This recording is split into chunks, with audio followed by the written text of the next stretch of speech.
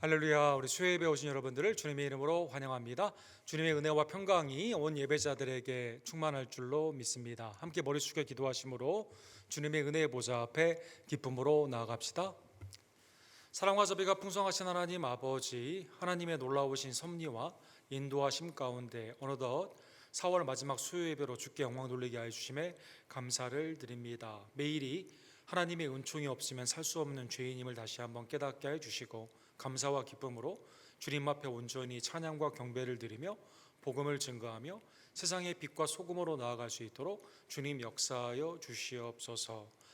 주님의 몸된 교회를 기억하여 주시사 하나님의 자비와 긍휼 가운데 말씀과 기도로 부흥케 되며 왕성케 되기를 간절히 원합니다. 오늘도 말씀을 통해 살아계신 예수 그리스도를 만남으로 말미암아 우리의 영육간이 주님 안에서 회복이 되며 하나님의 말씀 가운데 믿음으로 강성케 되고 주의 뜻 가운데 순종하는 변화의 역사로 하나님 이 시간 우리에게 왕림하여 주시옵소서. 모든 영광과 감사를 온전히 주님께만 부탁드리며 예수 그리스도의 이름으로 간절히 기도드립니다. 아멘.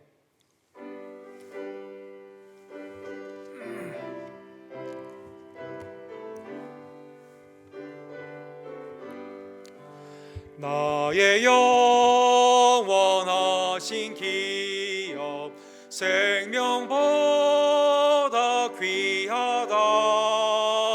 나의 갈 길 다가도록 나마도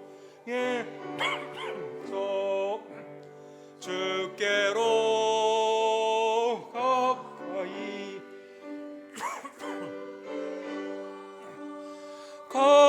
가오니 나의 갈 길 다가도록 나와 동행하소서. 세상 불귀 아니함과 모든 명예 버리고 험한 길을 가는 동안 나와 동행하소서. 주께로 가까이 주께로 가오니 나의 갈 길 다가도록 나와 동행하소서. 어두운 골짝 지나가며 험한 바다 건너서 천국 문에 이르도록 나와 동행하소서. 주께로 가까이 주께로 가오니 나의 갈 길 다가도록 나와 동행하소서. 주께로 가까이 주께로 가오니 나의 갈 길 다가도록 나와 동행하소서.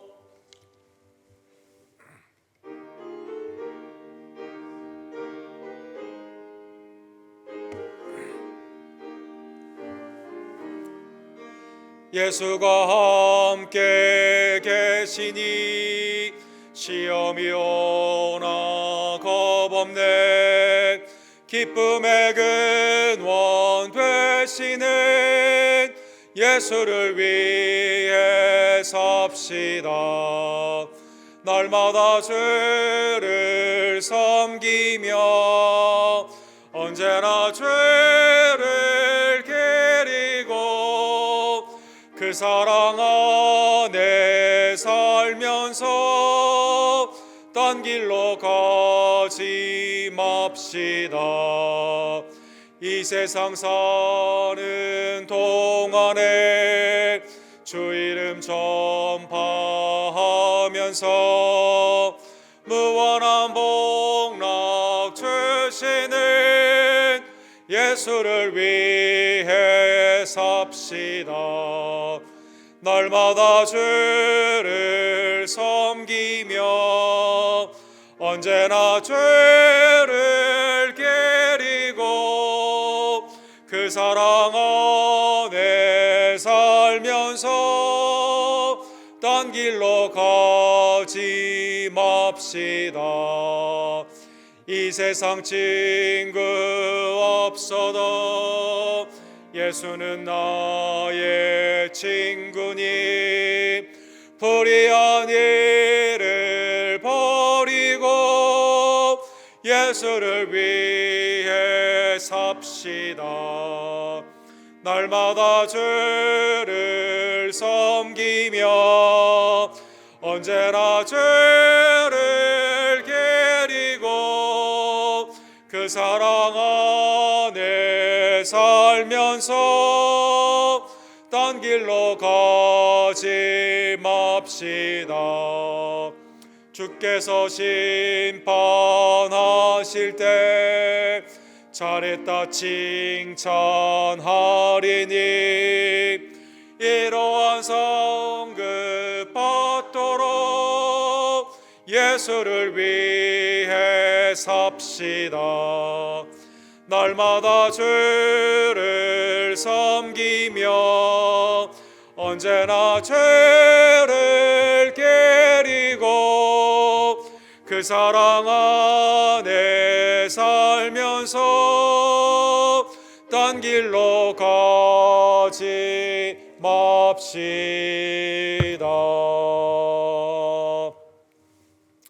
기도로 합심하여 나아가기를 원합니다.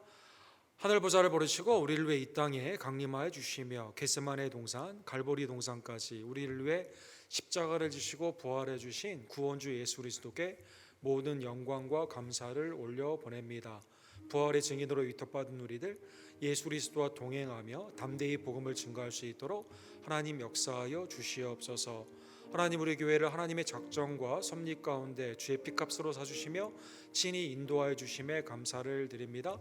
4월 마지막 주간을 맞이하여 주님의 에베네셀의 은총을 기억하고 주께 감사로 미래를 염려하지 아니하며 오늘 주의 뜻 가운데 나아가는 주의 종들로 역사하여 주시옵소서. 각 은사와 직분과 순과 선교의 모임 가운데 하나님의 은혜 가운데 충성으로 나아가기를 간절히 원합니다. 페루를 마음에 품으며 그리스도의 은혜 가운데 복음을 증거하기 위해 사랑하는 성도님들을 파송하기를 원하오니 성령의 전신갑주를 입혀주시고 승리할 수 있는 복된 은혜로 전 성도들이 기도하며 참여할 수 있도록 주님 함께하여 주시옵소서. 외주와 대제 선교사님들을 기억하여 주시옵소서. 교단의 부흥과 지교회 사역들을 축복하여 주시고 특별히 김성호 선교사님, 조재명 목사님, 우리 데이비키 목사님에게 주께서 함께하여 주시기를 간절히 원합니다.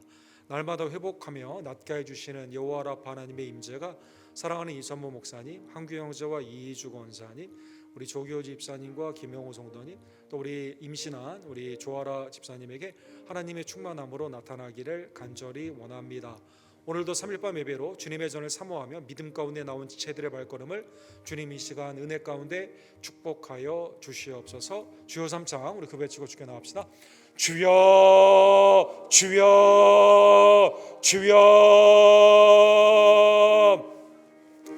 사랑과 지혜가 풍성하신 하나님 아버지, 이 아침에 우리를 이 저녁에 우리의 3일밤 예배로 주님 앞에 나와 예배할 수 있는 복된 은혜를 주심에 감사를 드립니다.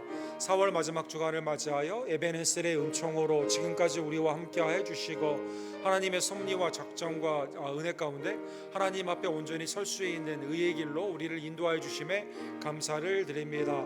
하나님 미래가 주님의 손에 있음을 깨달으며 어떠한 것도 염려하지 아니하고 오늘 우리에게 허락하신 복음의 사역을 감당하며 주님의 몸된 교회 가운데 온전히 은사와 직분을 사용하는 주의 종들 낼 수 있도록 역사하여 주시옵소서. 오직 믿음만이 하나님을 기쁘시게 하는 복된 사역임을 깨달으며 좌로나 우로나 치우치지 아니하고 하나님의 말씀 가운데 온전히 서기를 간절히 원합니다. 하나님, 주님의 재단이 말씀과 기도 가운데 왕성케 될 수 있도록 주님 역사하여 주시옵소서. 그리스도의 나라와 그의 의를 먼저 구하며 기도와 말씀 가운데 나아가며 특별히 페루를 마음에 품으며 기도하며 이제 복음을 증거하기를 원하오니 나아가는 발걸음 위에 하나님의 아름다운 은혜로 역사하여 주시옵소서. 외조와 대지의 성도사님들을 기억하여 주시옵시고 하나님의 은혜 가운데 있는 각 순과 선교회 또 우리의 연약한 지혜들은 다시 한번 새 힘을 얻으며 여호와 아빠 하나님의 나음을 입을 수 있도록 주님 함께하여 주시옵소서. 우리의 자녀들을 축복하여 주시옵시고 우리 언덕교회가 오직 예배와 말씀과 기도 가운데 찬양과 경배로 주님 앞에 나아가는 예배로 승리할 수 있도록 하나님 역사하여 주시옵소서. 아멘. 사랑과 자비가 풍성하신 하나님 아버지, 하나님의 작정과 섭리 가운데 하나님의 놀라운 은혜로 이제 4월 마지막 수요 예배 가운데 우리를 초청하여 주심에 진심으로 감사를 드립니다. 매일이 하나님의 은혜 가운데 살아가는 죄인임을 깨닫게 해주시고 언제나 감사와 기쁨으로 주님을 섬기며 주님의 나라와 의를 먼저 구하며 때를 얻든지 못 얻든지 복음을 증거하고 오늘 우리에게 주신 은혜에 만족하며 서로 사랑하며 동역하는 우리 언덕교회 온 권속들 될 수 있도록 주님 역사하여 주시옵소서. 오늘도 말씀을 통해 살아계신 예수 그리스도의 은혜를 깨닫기를 간절히 원합니다. 연약한 지체들에게는 마음의 소송함과 육신의 강건함으로 축복하여 주시고 미래를 위해 기도하는 모든 지체들의 기도를 응답하여 주시옵시며 또 하나님의 은혜 가운데 기도하며 기대하는 선교 위에 하나님의 은혜의 아름다운 길을 열어 주시옵소서. 하나님의 찬송과 말씀과 기도 가운데 왕성케 되며 부흥케 되는 우리 언덕교회로 하나님 자비와 긍휼로 역사하여 주시옵소서.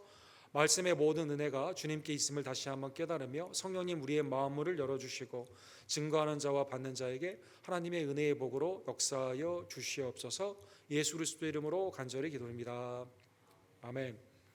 하나님의 말씀은 오늘은 사무엘하 강의 12번째 10장 1절에서 5절 9절에서 14절 거절한 은혜의 대가에 관한 하나님의 말씀을 상고하기를 원합니다. 사무엘상 10장 우리 한 절씩 함께 교독합시다. 그 후에 암몬의 자손의 왕이 죽고 그의 아들 한온이 대신하여 왕이 되니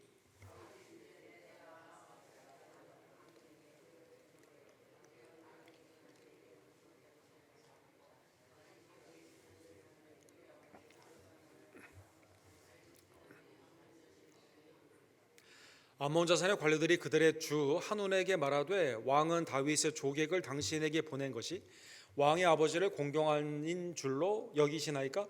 다윗이 그의 신하들을 당신에게 보내 이 성을 엿보고 탐지하여 함락시키고자 함이 아니니까 하니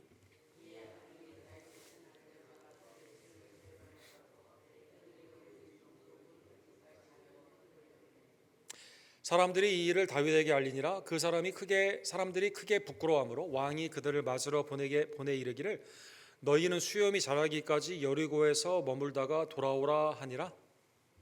9절.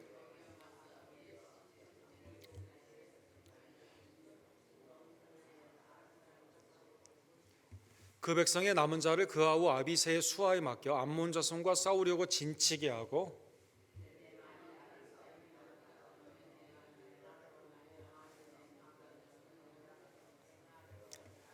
너는 담대하라. 우리가 우리 백성과 우리 하나님의 성읍들을 위하여 담대히 하자. 여호와께서 선히 여기시는 대로 행하기를 원하노라 하고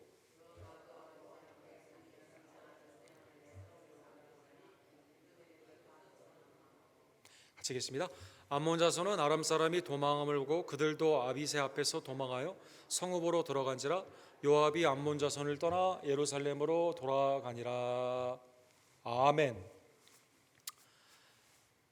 은혜를 거절한 그 대가에 관한 하나님의 말씀을 상고하기를 원합니다. 레이건 대통령 때 1986년도 때 챌린저라고 하는 우주 왕복선에 이러한 올려보내는 그러한 시간이 있었습니다. 이 챌린저가 이제 발사가 되게 되었는데 얼마 안 있다가 공중에서 터지는 사건이 이렇게 일어나게 된 것이죠. 굉장히 사람들한테 많은 충격을 주었고 미국 전체가 이게 이제 조문을 하게 되고 대통령도 여기에 이제 굉장히 안타까워하면서 여기 그 왼쪽에 나오는 사진에 7분들이 희생을 하게 되었는데 여기에 대한 애도를 많이 하는 기간을 그때 당시에 가졌습니다. 왜 이게 올라가다가 터졌냐? 여러 가지 것들이 이제 당시에 상원의원에서도 커미티를 해가지고 조사를 하고 정부에서도 특별 검사를 통해서 이제 조사를 하게 되었는데 원래 이 발사하기 전에 이제 부품에 관련돼 있는 그러한 문제점이 사실은 보고가 되었다고 합니다. 뭐 몇 년 전에 돌아가셨죠. 라저 비스톨이라고 하는 그 엔지니어인데 이분이 이 자체 내에 결함이 있기 때문에 특별히 겨울에 있는 추운 때에는 이 발사를 시키면 안 된다고 몇 번 조언을 했는데 나사의 이제 그 매니지먼트에 있는 분들이 어떻게든지 이제 미국의 위대함, 당시 그 냉전 시대 가운데 소련보다 우리가 훨씬 더 잘한다는 것을 보여주기 위해서 그냥 밀어붙여가지고 이걸 올렸다가 아닌 게 아니라 그 결함으로 말미암아 사람들이 이렇게 희생이 되게 된 거죠. 누구의 조언을 듣느냐 여기에 따라서 이 결과가 생명이 왔다 갔다 하는 그러한 일들의 대표적인 사례가 됩니다.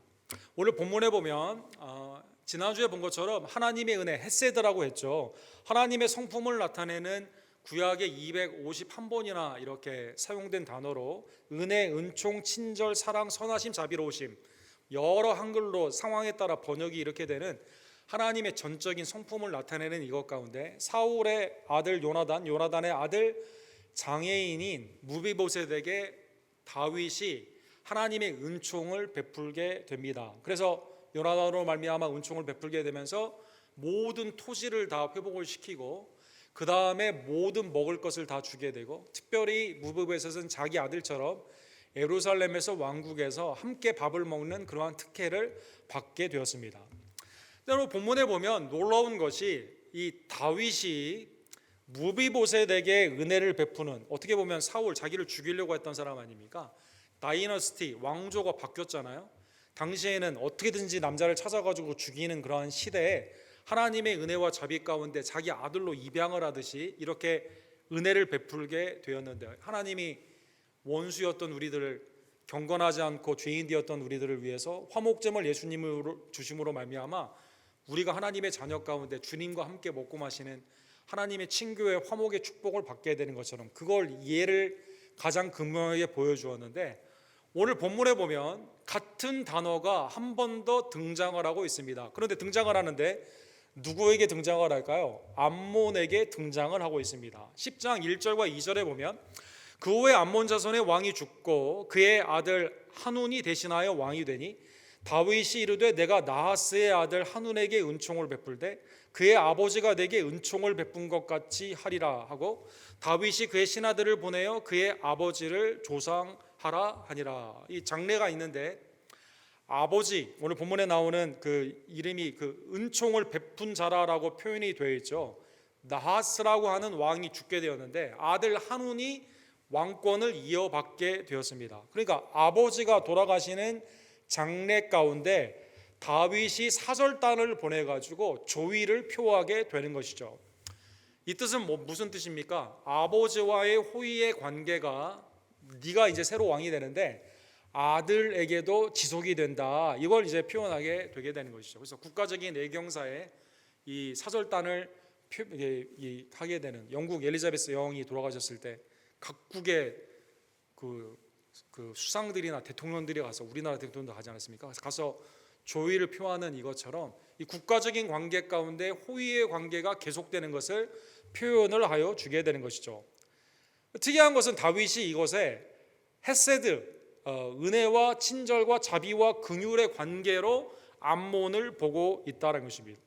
그러면 우리가 생각해 볼 수 있는 게 다윗과 나하스가 은혜의 관계였는가 이걸 생각해 볼 수가 있죠. 역사적으로 보게 되면 신명기 2장 9절에 보면 이 롯의 딸을 통해 있는 둘째 딸을 통해서 이제 암몬 족속이 생기지 않습니까?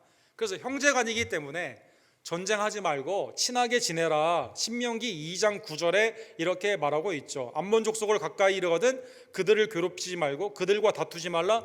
암몬 족속의 땅은 내가 네게 기업으로 주지 아니하리니 이는 내가 그것을 롯 자손에게 주었기 때문이다. 그래서 아마 그것을 기억했는지 모르겠어요. 또한 생각해 볼 수 있는 게 민수기 21장 24절에 보면 모세가 이 말씀을 받아서 이 가나안 땅 가운데 전쟁을 하게 되었을 때 오늘 본문에 나오는 랍바라고 하는 그 암몬의 수도는 엄청나게 큰 그러한 성이거든요. 여기는 건들지는 않습니다. 이렇게 역사적으로 생각해 볼 수가 있죠. 또 하나 생각해 볼 수 있는 것은 사무엘상 11장 2절에 보면 여러분 잘 아시는 것처럼 암몬 사람 나하스가 이스라엘 족속들에게 나아가서 어떻게 합니까? 이 모욕적으로 언약을 하게 되었을 때 눈을 빼라고 그랬거든요. 그래서 그러한 과정 가운데 누가 왕으로 등장하죠? 사울이 그때 가서 이스라엘을 모아 전쟁을 하여 승리를 하게 됩니다. 그래서 길갈에서 왕으로 사울이 등극을 하게 되는 중요한 전쟁 가운데 악한 사람이에요. 나하스는 사무엘상 11장 2절에 보면 그렇게 나와 있죠. 그래서 암몬 사람은 착한 사람이 아닌데 이 사람이 다윗과 이렇게 은혜의 관계에 있었다는 것이죠.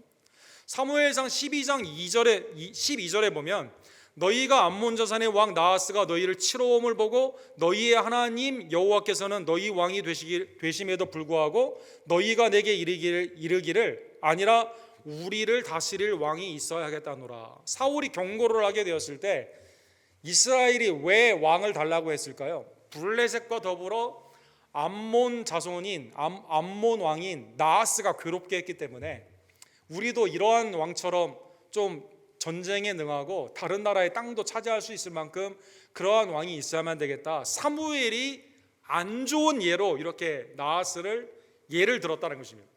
그런데 오늘 본문에 보면 다윗은 그 사람들에게 은혜를 베푸는 거예요. 또 그도 나를 은혜를 베풀었다 이렇게 말하고 있습니다. 굉장히 성경에 침묵하고 있는 그러한 모습이죠. 추측하건대 아마 사울이 다윗을 죽이려고 했었을 때 아마 암몬의 나하스가 다윗을 보호해주지 않았느냐, 아마 그런 관계가 있었을 것 같습니다. 어쨌든 어떻게 보면 원수의 관계이고 롯의 자녀들이기 때문에 먼 친척이고 그 다음에 이스라엘 백성들에게 전쟁의 관계 가운데 있었던 이 암몬에게 어쨌든 이 사람이 죽게 되었을 때 아들과는 은혜의 관계의 지속성을 위해서 나하스의 장례식에 사절단을 보내게 된 것이죠. 이제 한온이 왕이 되었어요. 한온이 왕이 되었는데 이때 부하들이 이렇게 조언을 합니다. 3절에 보시면 이거 조문온 거 우리를 공경하여 예의를 갖추려고 하는 게 아니라 다윗이 그의 신하들을 당신에게 보내 이성을 엿보고 탐지하여 함락시키고자 함이 아니니까. 아까 말씀한 것처럼 라빠라고 하는 이 도시는 성이 엄청나게 커요. 함락이 안 되는 겁니다. 이 경계까지만 이스라엘이 갈 수가 있어요. 그래서 아마 다윗이 이렇게 파송을 보낸 걸 보니까 우리를 치려고 하는 것이 아니냐라고 생각을 한 겁니다.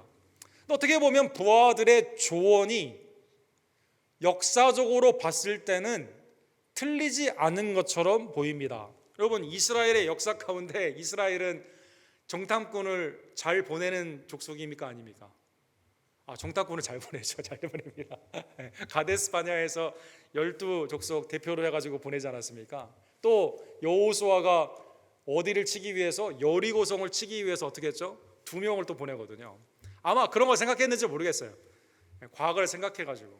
또 다윗이 지금 지난주에 본 것처럼 9장에 나오는 것처럼 어디 가든지 다 승리를 했기 때문에 우리도 쳐들어올 것이다라는 그러한 마음의 두려움 가운데 우리를 와서 이거 아마 정탐을 한 후에 우리를 칠 것이다라고 생각을 하게 된 겁니다. 자, 여기까지는 괜찮아요. 그러면 어떻게 해야 됩니까? 그럼 장례식 때 옆에 사람을 붙여가지고 우리 군납거나 아니면 우리의 상황을 잘 보지 못하도록 하고 잘 감추어서 대충 해서 보내라 이렇게 해야 되는데 이러한 생각 가운데 조언이 나오게 되는데 조언의 내용이 뭐예요? 모욕을 주자 이렇게 된 거죠. 오케이, 의심하는 것까지는 괜찮아. 그런데 이제 호의 가운데 보내는데 그걸 의심할 뿐만 아니라 이것을 모욕으로 갚아주게 된다는 것입니다. 그래서 4절에 보면 다윗의 신하를 잡아가지고 아들 왕 한온이죠, 이제 왕이 됐어요. 이 신하들의 조언을 들었어요. 안 들었어야 되는데 이 조언을 들어가지고 그들의 수염을 절반을 깎았습니다. 수염을 다 깎는 게 아니라 절반만 깎았어요.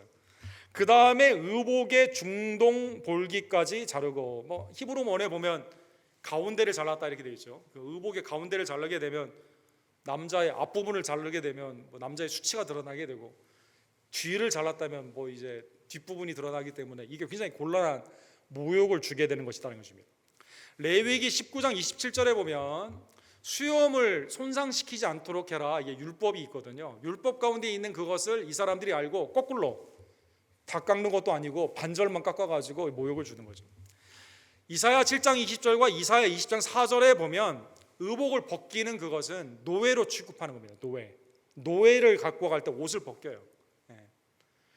특별히 밑에 있는 옷을 벗기는 그것은, 보이게 하는 그것은 이 사람을 수치적으로 삼아 내 종으로 멸시를 준다라는 그러한 의미가 있다는 것입니다. 자, 그래서 다윗은 헤세드, 하나님의 친절, 자비, 긍휼, 사랑을 보여주기를 원했는데 이거를 어떻게 오해해가지고 정탐하러 왔다라는 생각 가운데, 거기까지는 이해할 수 있지만 국제적인 관계 가운데 이 사람들에게 이렇게 큰 모욕을 주었다는 것입니다. 다윗이 이 소식을 들었어요. 야, 너 사람들 앞에서 이거 수치 드러나니까 아무래도 여리고에 좀 있으면서 수염을 다 기른 후에 와라. 배려를 다윗이 해주게 됩니다. 그 다음에 오늘 본문 6절에 보면 암몬이 계략을 꾸미게 됩니다. 다윗이 우리를 정탐하고 또 이 가운데 아마 이런 모욕을 줬기 때문에 우리에게 분명히 쳐들어올 것이다라는 생각을 갖게 되는 것이죠. 그러니까 지금 의심으로, 호의 은혜를 거꾸로 생각해가지고 의심했어요. 모욕을 줬습니다. 그 다음에 전쟁으로 날 것이다. 이게 지금 어디서부터 시작했어요? 아주 작은 사건으로부터 이렇게 쭉 지금 이어져 나가게 되는 거죠. 6절에 보면 그래서 연합군을 용병으로 사게 됩니다. 오늘 본문에 보면 베르홈 소바라는 아람의 도시의 이름이 나와 있어요. 그래서 2만 명을 용병을 사게 되는 것이죠. 마아가라는 곳에서 1000명을 오늘 본문에 보면 용병을 사게 됩니다. 그 다음에 도비라는 곳에서 2000명을 사게 됩니다. 그래서 위에 아람부터 시작해서 암몬과 가까이 있는 주위에 있는 도시 국가들을 통해서 다윗이 쳐들어오게 되면 연합군으로 포위해가지고 공격하기 위해서 사람들을 용병을 사게 되는 것입니다. 이때 7절과 8절에 보면 다윗의 생애 가운데 처음으로 다윗이 전쟁에 바로 나가지 않고 이 상황에서 요압을 먼저 보내게 됩니다. 그러니까 10장이 여러분 9장과 11장 사이의 중간의 갭인데, 그동안은 다윗이 나갔을 때 하나님이 승리하게 해주지 않았습니까? 근데 이때 왜 그랬는지는 모르겠지만 오늘 본문 7절과 8절에 보면 다윗이 듣고 요압을 보내게 됩니다. 요압이 아주 지혜로운 그 군대 장관이죠. 아주 그 해석이 매우 어려운 그런 아주 뛰어난 사람인데, 나중에 보게 되면 다윗이 다 쓴 다음에 솔로몬에게는 유언으로 뭐라고 말하죠? 요압은 처리해야 된다 이렇게 말하는 사람인데, 어쨌든 요압을 이렇게 보내게 됩니다. 그래서 요압이 나아가서 암몬 자손은 나와서 성문 어귀에 진을 쳤고 소바와 르옵 아람 사람과 돕과 마아가 사람들은 따로 들에 있었더라. 성문과 옆에 쫙 이렇게 있게 되는 거죠. 어려운 전쟁이에요. 근데 이거를 왜 그랬는지는 모르지만 요압을 보내게 됩니다. 또 한 번 다윗이 요압을 보낸 적은 언제 있었을까요? 우리가 다음 주에 보겠지만 11장에 나와 있어요. 11장에 보면 11장 1절에 그 해가 돌아와 왕들이 출전할 때가 돼요. 자, 왕들이 나가서 전쟁을 하는 때입니다. 다윗이 요압과 그에게 있는 그의 부하들과 온 이스라엘 군대를 보내니 그들이 암몬 자손을 멸하고 랍바를 에워쌌고 다윗은 예루살렘에 그대로 있더라. 10장과 비슷하죠, 상황이. 오늘 10장에 암몬 자손을 이기게 되는데 남은 랍바를 완전히 무너뜨리는 사람이 누구예요? 요압입니다. 요압. 11장에도 예루살렘에 머물고 요압을 내보내게 됩니다. 이때 다윗이 예루살렘에서 뭘 했죠, 여러분? 너무나 유명한 사건인 바세바를 이제 간음하는 사건이 이렇게 일어나게 된 거죠. 어쨌든 요압을 이렇게 보내게 됩니다. 나가 보니까 연합군이 쫙 있어요.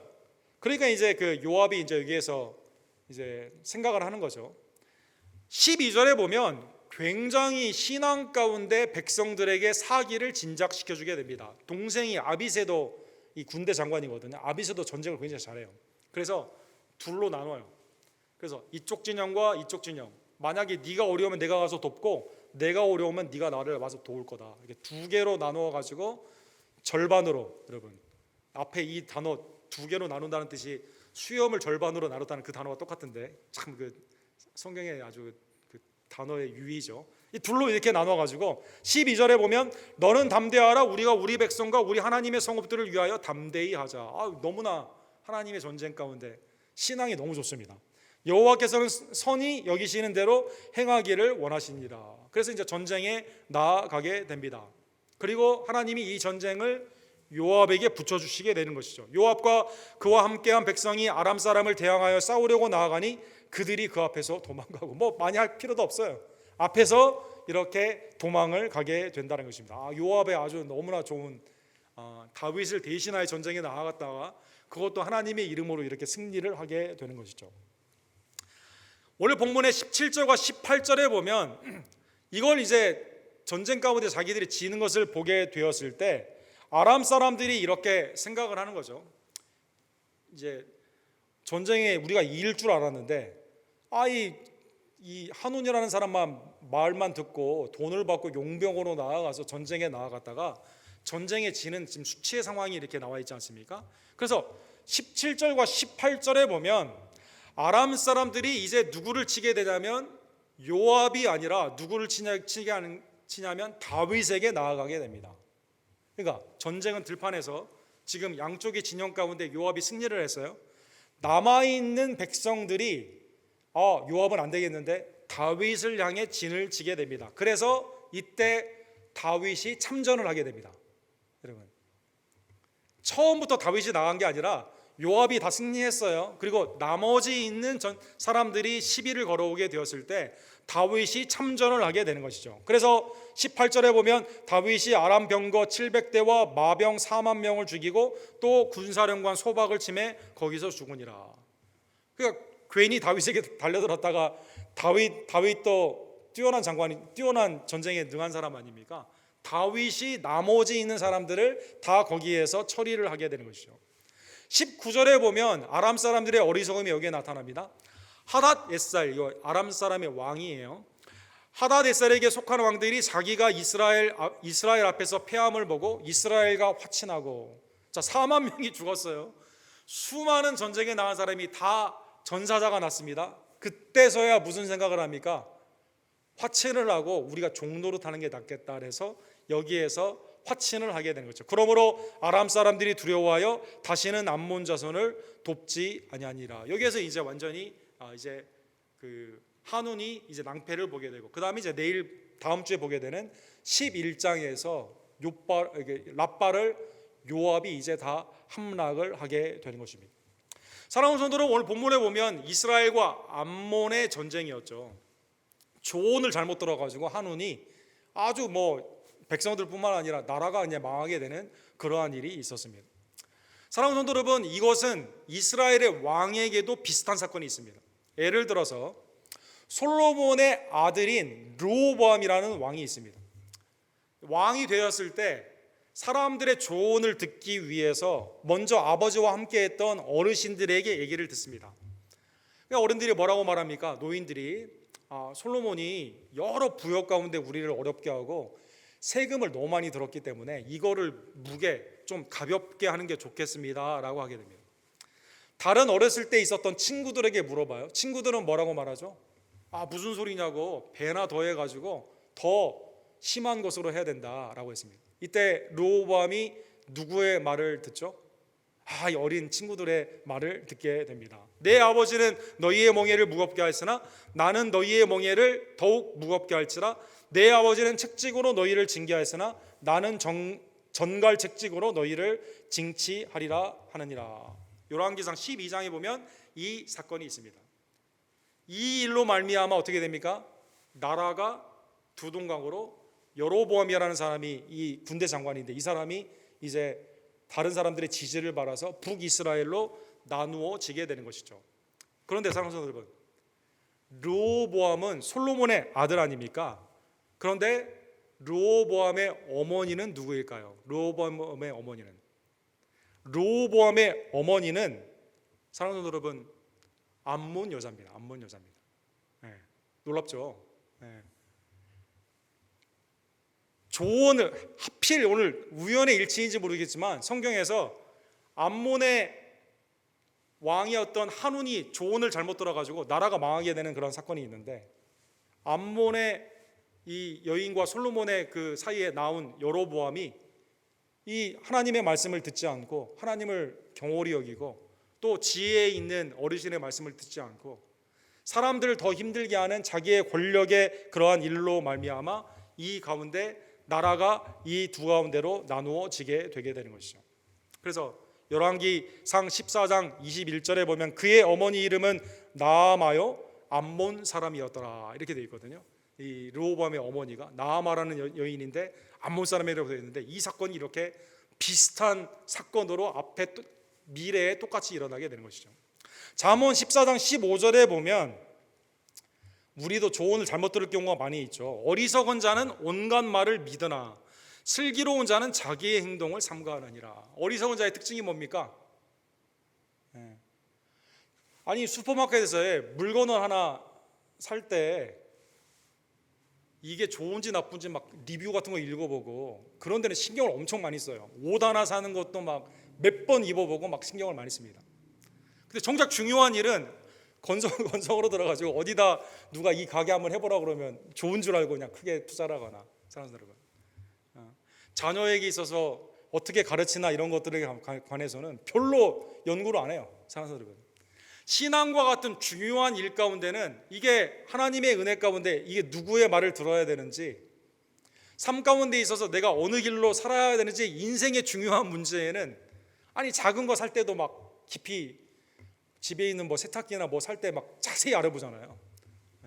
중요한 정장의 문제는 어리석은 자처럼 그냥 흘려드는 소리까지 막 다 그걸 믿으면서 거기에 찾아가지고 이 조언을 잘못 들어가지고 인생의 그러한 망하게 가는 길이 어리석은 자의 특징이라는 것입니다.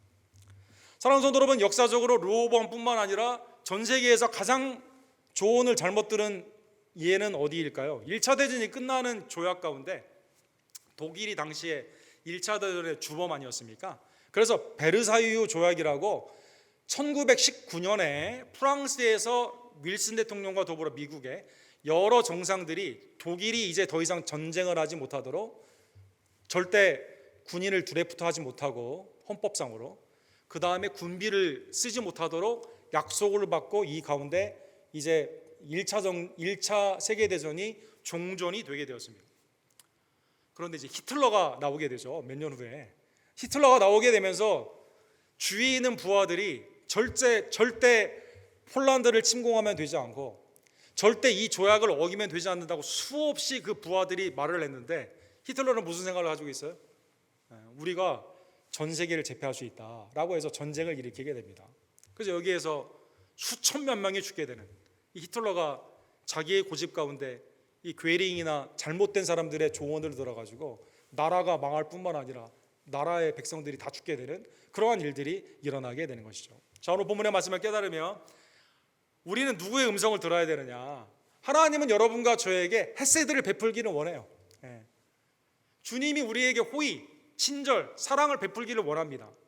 근데 여러분과 저는 한운처럼 아니면 르호보암처럼 아니면 역사적으로 잘못 들어서 인생을 망친, 나라를 망친 잘못된 사람들처럼 엉뚱한 데 가서 소리를 듣고 잘못된 그러한 길로 나아가 인생이 낭패가 되지 않도록 하나님의 음성을 온전히 귀를 기울이는 주님의 조언을 듣는 주의 종들 되기를 간절히 원합니다.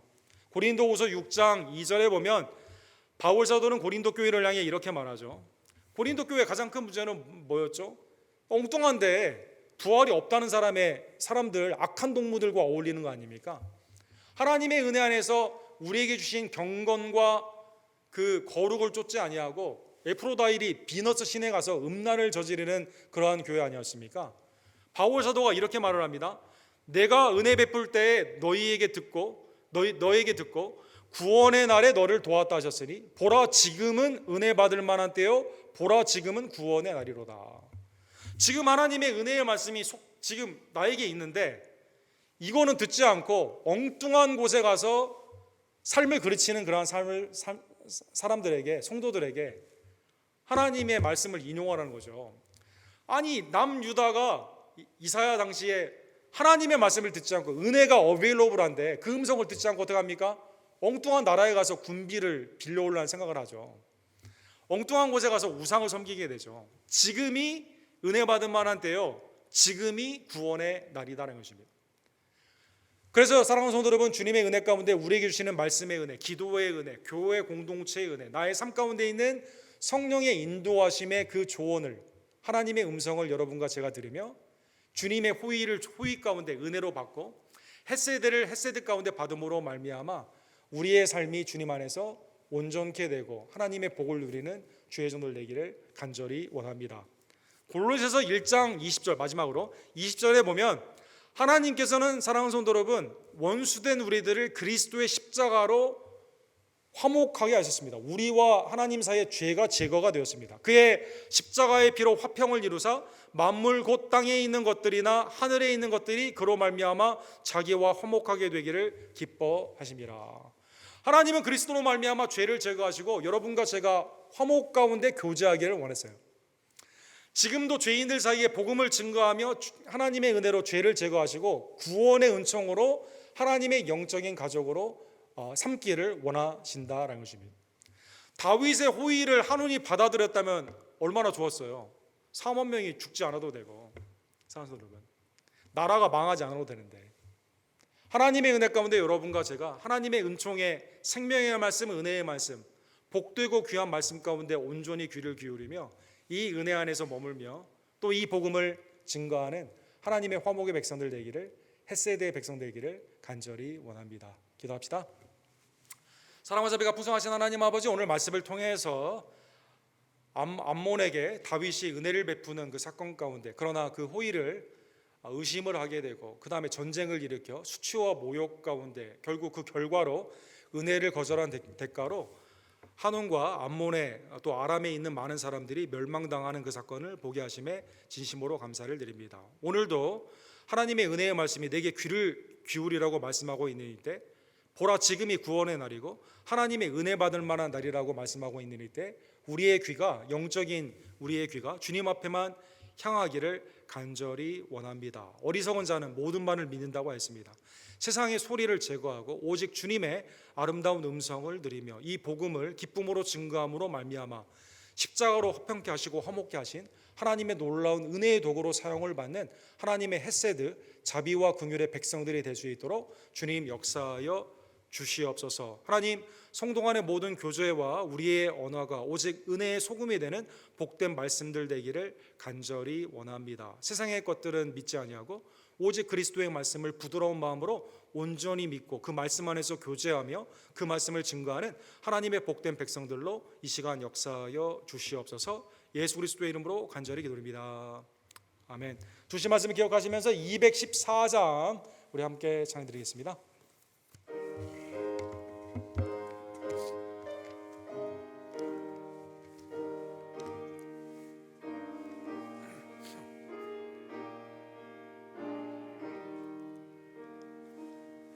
나 주의 도움 받고자 주 예수님께 빕니다.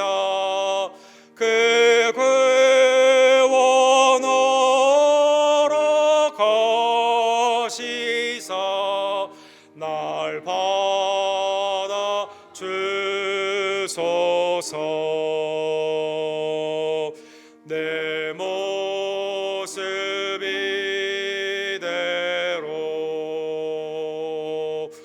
주 받아 주소서. 날 위해 돌아가신 주 날 받아 주소서.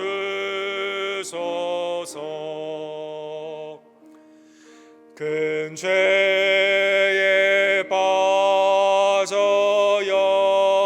영죽을 날 위해 피 흘렸으니 주 형상대로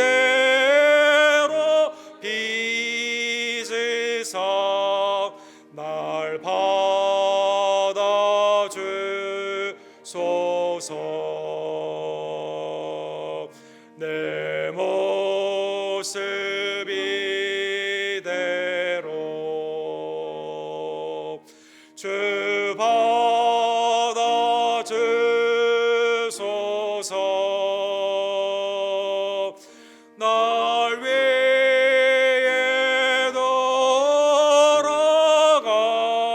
돌아가신 주 날 받아주소서.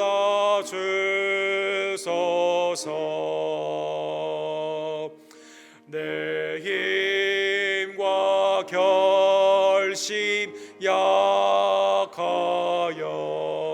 늘 깨어지기 쉬우니 주 이름으로 구원해 날 받아주소서.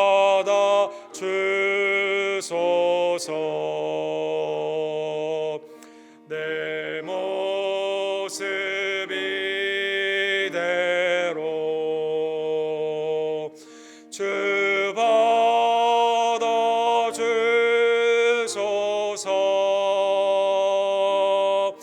날 위해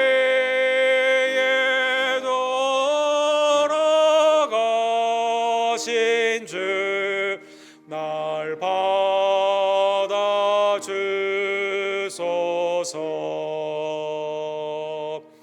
내 주님 서신 발 앞에 나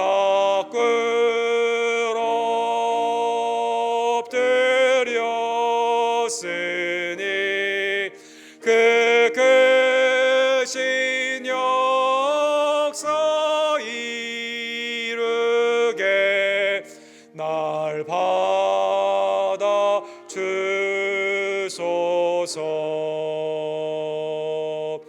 내 모습 이대로 주 받아주소서.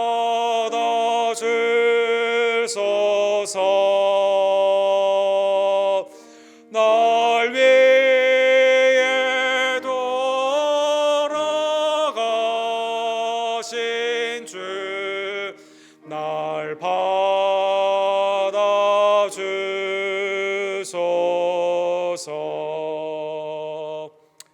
아멘. 우리 다 같이 일어서셔서 축도로 오늘 예배를 마칩시다. 지금은 우리의 헤세드, 자비와 긍휼과 은총의 주가 되시는 십자가와 부활로 말미암아 우리를 구원하신 유일한 구원주 예수 그리스도의 은혜와 아버지 하나님의 극진하신 사랑하심과 성령 하나님의 감동 감화하심이 오늘이 곧 구원받을 만한 날이고 은혜 받은 만한 날임을 다시 한번 깨달으며 주님의 음성을 들으며 이 복음을 증거하기를 간절히 원하는 우리 수요일에 나온 모든 지체들 머리 위에 지금부터 영원토록 함께 있을지어다. 아멘.